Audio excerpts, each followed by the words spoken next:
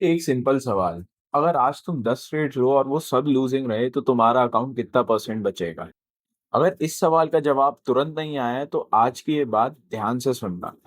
जब मैं ट्रेडिंग सीख रहा था, मैं भी वही गलतियां करता था जो यूजुअली बिगिनर ट्रेडर करते हैं। एक ट्रेड में 10 से 15% से ज्यादा रिस्क लेता था, और उसका रीजन सिर्फ कॉन्फिडेंस था कि ये ट्रेड टारगेट हिट करेगा। और उस वक्त मुझे समझ नहीं आता था कि एक ही चीज है जो आपको मार्केट में टिकाए रखती है। वो आपकी स्ट्रैटेजी नहीं, वो रिस्क मैनेजमेंट है। चलिए एक सिंपल एग्जांपल से समझते हैं। मान लो तुम्हारे अकाउंट में 1 लाख रुपए हैं, एंड तुम हर ट्रेड में 10% रिस्क करते हो। सिर्फ 10 लूजिंग ट्रेड्स के बाद 1 लाख में से 65,000 जा चुके होंगे, सिर्फ 10 ट्रेड्स के बाद।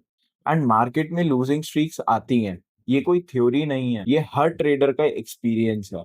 वही 1 लाख, वही लूजिंग स्ट्रीक, लेकिन 1% रूल के साथ। 10 लूजिंग ट्रेड्स के बाद भी 90,000 से ज्यादा आपके पास बचेंगे। तो जो रूल मैंने अपने एक्सपीरियंस से सीखा और मैं आज भी फॉलो करता हूँ, वो है 1% रूल।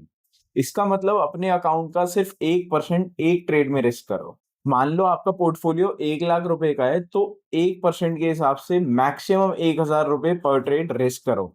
ये पोजीशन साइजिंग का एक्चुअल फॉर्मूला है, इसे सेव कर लो। ये थोड़ा बुकिश लग रहा है, लेकिन ये फॉर्मूला तुम्हें एग्जैक्टली बताता है कि तुम्हें कितनी क्वांटिटी लेनी चाहिए। कोई गेस वर्क नहीं, कोई इमोशन नहीं, सिर्फ बेसिक मैथ्स। एक चीज हमेशा याद रखना, एक अच्छी स्ट्रैटेजी काफी नहीं होती। जब तक रिस्क मैनेजमेंट नहीं सीखोगे तब तक मार्केट में नहीं टिक पाओगे। अपनी स्ट्रैटेजीज यूज करो, लेकिन रिस्क मैनेज करते हुए। एक काम करो, अपने लास्ट 5 ट्रेड रिव्यू करो एंड देखो कि कितना ट्रेड में रिस्क करा था। कमेंट में सिर्फ इतना लिखना कि 1% से ज्यादा रिस्क करा था या 1% से कम।